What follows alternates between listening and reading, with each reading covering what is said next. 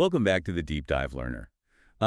Today, I want you to just picture a chart in your mind. Like it could be a stock portfolio or maybe a corporate earnings report or, even just your own resume tracking the last 10 years of your life. Right, something with a very clear trajectory. Exactly. What does that line look like? Because if things are going according to plan, that line is moving in one very specific direction. Up and to the right? Always up and to the right. Always. And we treat this visual, this like constant upward accumulation of complexity and wealth and status as the ultimate blueprint for a life well lived. I mean, we literally call it progress. We do. It's the gold standard. But the mission for today's deep dive is to, well, completely challenge that fundamental geometry. We are pulling apart this essay titled True Progression is Real Regression. And it asks this really radical question, like, what if the direction we have been confidently calling forward is actually leading us entirely away from where we truly want to be? Yeah, and it is a deeply disorienting premise, primarily because, well, our entire civilization is engineered to reward that ascending line. Oh, 100%. Right. I mean, the psychological and economic incentives, they all point upward. We get rewarded for adding more. More skills, more credentials, a more refined persona.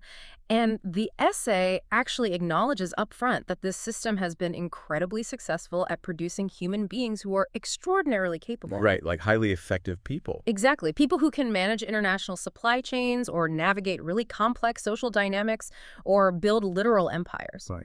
But, and this is the core of it, there is a massive hidden cost to this constant accumulation. Because underneath all that, right? Yes. Underneath all that polished capability, the system is producing people who are deeply, quietly lost. Wow, quietly lost. Yeah, and not lost in terms of their career direction, They have the map for that.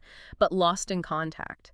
They have completely lost the felt sense of what they actually are beneath the achievements. Okay, let's unpack this a bit.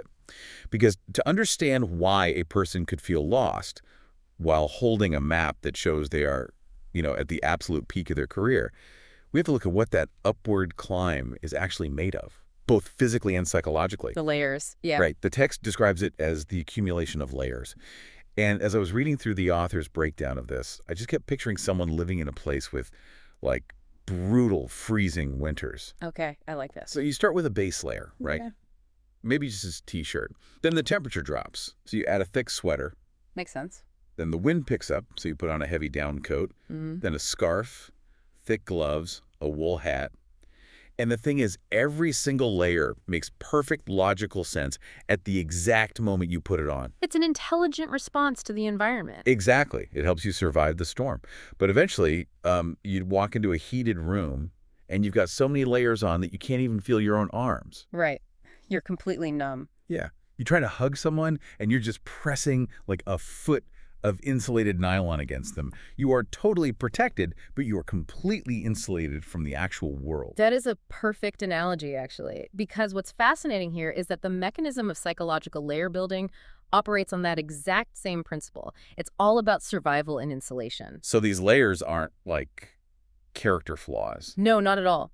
The author is really careful to point out that the layers of our personality, our ego, they are not mistakes, they are adaptations. Give me an example of how that looks in real life. Well, consider a child who grows up in a volatile or chaotic household.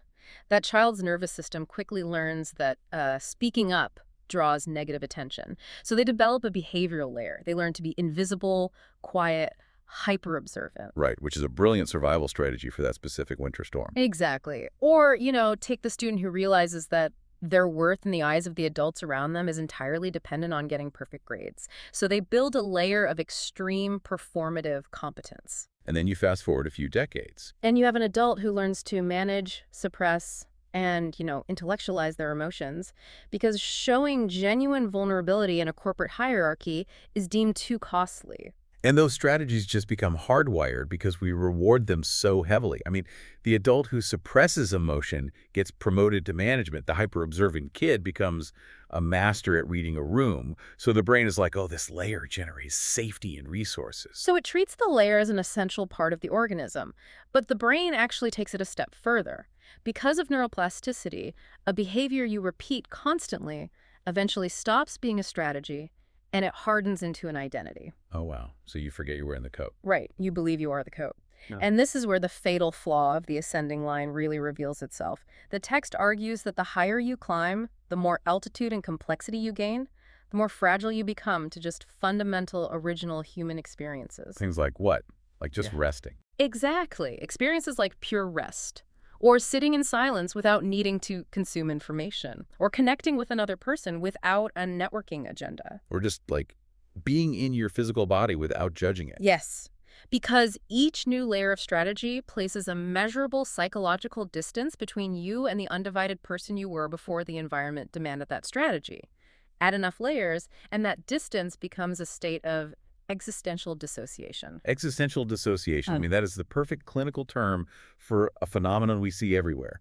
The text paints this slightly terrifying picture of the modern adult self becoming a highly optimized interface. Yes, the interface. It's like interacting with a software program that has a flawless user experience on the front end, but you have zero access to the back end code. Right. And we all know people who operate this way. Oh, absolutely. You ask them how they are, and they give you this perfectly curated, friction-free response. What we label as maturity in our culture is very often just the highly efficient operation of those defensive layers. And what we label as success is just society handing us a trophy for how flawlessly we've stacked our coats. Yes, but beneath all that complex architecture, the text proposes that something original is basically suffocating, Yeah. something that doesn't require constant energy to maintain. Right, something that doesn't need those layers to justify its existence. And returning to that original state requires a complete redefinition of a concept we have been, conditioned to view as a failure. We have to confront the word regression. Yeah, okay, so what does this all mean? Because if the upward accumulation of layers causes the dissociation, the cure obviously implies moving in the opposite direction. Right. But regression, I mean, in psychology, in business, in anything really, regression is treated as a pathology. It's seen as a total setback. Right. If a therapist notes a patient is regressing, it means they are losing ground. They are sliding backward down that chart we talked about. Yeah. It's viewed as a breakdown that needs an immediate intervention. Well, the text points out that that negative framing relies entirely on the untested assumption that the ascending line is the only valid metric for human development. Because later is always better. Right, exactly. It assumes that complexity equates to depth, and that whatever state comes later in a sequence is inherently superior. But the essay challenges this. It asks us to look at regression not as a developmental failure, but as an excavation, as a remembering. Okay, I have to pause and push back on this on behalf of the listener. Because I can hear the friction this causes for anyone who's spent, 20 years surviving in the real world. Sure, let's hear it. If regression means taking off the coats, that sounds wonderful in a philosophical vacuum. But in reality, taking off your winter coat in the middle of a blizzard means you freeze to death. That's a very fair point. Right. I mean, if I have spent decades building sophisticated coping mechanisms, emotional regulation skills, professional armor, I use those tools to pay my mortgage. I use them to deal with toxic colleagues. I use them to protect my family. You need the tools. Exactly. So the idea of tearing down the building and reverting back to a fundamentally unformed, vulnerable state that sounds less like enlightenment and more like career suicide. And that friction you're feeling is exactly where the theory gets really practical. Because the author is not advocating for the destruction of your skills. It's not about a regression into infantile helplessness. I don't have to forget how to read a spreadsheet. No, you don't lose the spreadsheet skills. True regression, as defined here, is an internal mechanism. It is the willingness to pierce through the sophisticated self-concept. You keep the skills, but you excavate down to the foundation that existed before the construction project of your ego took over. So it's a movement inward. Down, in, and earlier. You aren't doing this because the later skills are bad. You are doing it because the earliest foundation of the self is the most essential. It is the only part of you capable of experiencing genuine aliveness. Oh, that distinction is crucial. You aren't blowing up the building. You are finally going down into the basement to make sure the foundation is still poured on solid rock, instead of just endlessly adding penthouses to a crumbling structure. That's exactly it. And to visualize this, the author introduces a framework from nature that perfectly illustrates the mechanics of this paradox. The river metaphor. I love this metaphor. It perfectly encapsulates how you can move forward by going backward. Because when you observe a river, the overwhelming characteristic is momentum. Right, it has immense kinetic energy. It carves canyons out of solid rock. It is undeniably progressing. Yet, a river never climbs. It achieves all of its forward progression and aliveness entirely by going down. Yields to gravity. Yes, it constantly seeks the lowest possible ground. It descends from the mountain and moves toward the ocean. It doesn't build architecture, it submits. Here's where it gets really interesting, though. Mechanically, the river's progression is achieved entirely through falling. But how does that physical phenomenon map onto the psychology of a working adult? Like, if the river yields to gravity, what is the human soul yielding to? For human psychology, gravity is the unvarnished truth of the present moment. Yielding means dropping the resistance of the ego. Give me an example of the ego resisting. Well, when an ego encounters an obstacle, it tries to build a wall or climb over it. It burns immense energy trying to control the situation. But when a river encounters a boulder, it doesn't fight the rock. It yields to the lowest point around the rock and just continues its flow. So applying this means allowing yourself to go lower in construction. Lowering the defenses, yes. Not lower in status or lower in self-worth, but lower in complexity. When we stop trying to artificially climb the graph and instead yield to the reality of our immediate experience, those psychological layers begin to dissolve. And what returns when the layers come off? Presence. I mean, that's a word that gets thrown around in wellness spaces a lot. But the text defines it with extreme precision. It defines presence as the quality of being here without an agenda. It is the absence of the internal monitor. The internal monitor, yes. That constant surveillance. Right, most of us walk through our days with a secondary background process running in our minds that just watches us perform our lives. It evaluates how we are being perceived. It adjusts our posture, calculates the optimal thing to say next. It takes a staggering amount of caloric and emotional energy to run that monitor. It's exhausting. But children, before society begins handing them their coats, they don't have that monitor. The essay uses the word porous to describe them. They don't treat an experience as a data set to be analyzed. They are genuinely inside what is happening. And we recognize the value of that porousness immediately when we see an adult who has somehow managed to reclaim it. But they don't act like toddlers, right? No, not at all. If we connect this to the bigger picture, adults who achieve this don't appear childish. They appear unusually grounded. The hallmark of an adult who has undergone this intentional regression is a profound absence of performance. Absence of performance, I love that. They are simply unwilling to expend the energy to be anything other than what they currently are. It registers to us as deep wisdom or profound humility, but the author argues it is actually the mechanics of regression.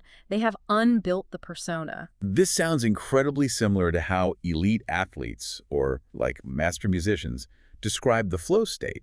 You spend 10,000 hours deliberately practicing the complex mechanics of a golf swing. You build the layers of technique. Right, you need the technique. But when it's time to perform at the highest possible level, the only way to succeed is to completely abandon the conscious management of those layers. You have to regress out of the analytical mind and yield to the raw, unthinking presence of the action. Because if you think about the mechanics of the swing while swinging, you miss the ball. The flow state is a perfect micro-example of this macro philosophy. You must have the capacity, but you must release the conscious grip on it. And honestly, what validates this theory more than perhaps anything else in the essay is the historical track record. Right, this isn't just a modern life hack. No, this idea of stripping away the architectural performance of the ego to find pure presence is the central driving engine of transformation in virtually every major contemplative and wisdom tradition in recorded human history. Which is just the geographical and chronological convergence of this idea is staggering to me.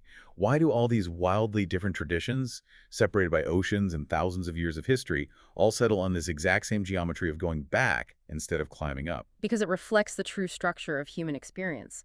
The text highlights the specific terminology these traditions use, and the pattern is undeniable. Like what? What are some examples? Well, the Christian mystics built their theology around the Greek word kenosis, which translates to emptying, the willful pouring out of the self. Emptying, right? Then, in the Taoist tradition, the ultimate ideal is the uncarved block. A carved block is a specialized tool shaped by society to perform a specific function like a resume. But the uncarved block has no specialized utility. It contains infinite potential and just rests in its natural state.